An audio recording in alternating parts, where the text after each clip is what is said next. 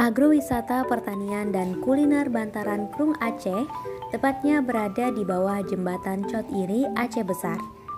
Agrowisata dan kuliner ini dibuka setiap hari mulai pukul 7 pagi hingga pukul 12 malam. Tampak hamparan perkebunan yang menghiasi kawasan tersebut. Ada seledri, brokoli, jeruk pamelo merah, mangga, kelengkeng, daun selada, dan tanaman lainnya. Di samping agrowisata, pengunjung dapat menikmati ragam kuliner yang tersedia, baik kopi, bakso, ayam geprek, es kelapa muda, empek-empek, dan lain sebagainya. Sambil mencicipi kuliner, pengunjung akan disuguhkan eloknya pemandangan alam dan panorama pegunungan.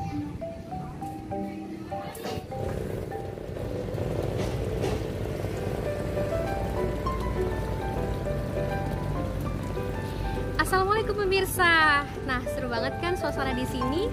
Sambil menikmati kuliner, kita bisa menikmati suasana perkebunan yang ada di bawah kolong jembatan Chot Iri.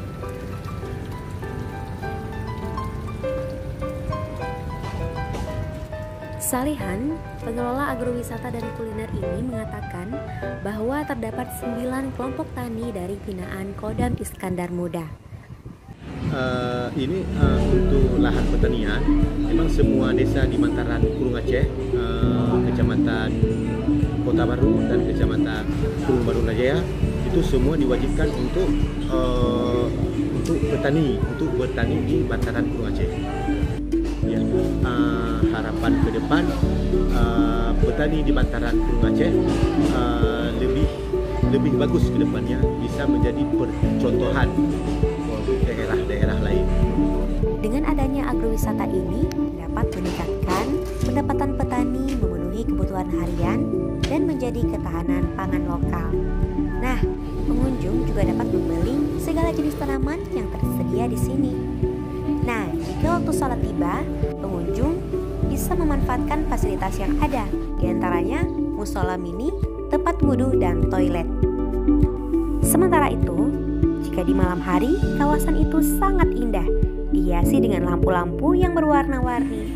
Tampaknya suasana kawasan tersebut sangat meriah.